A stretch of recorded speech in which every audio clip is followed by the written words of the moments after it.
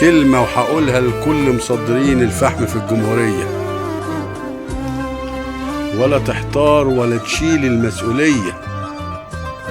كارم ورجالة الحوش هم قد المسؤولية. شغلك هيبقى دمار وهيخلي اي زبون يحتار، لانهم قد المسؤولية. شاطرين وفاهمين شغلهم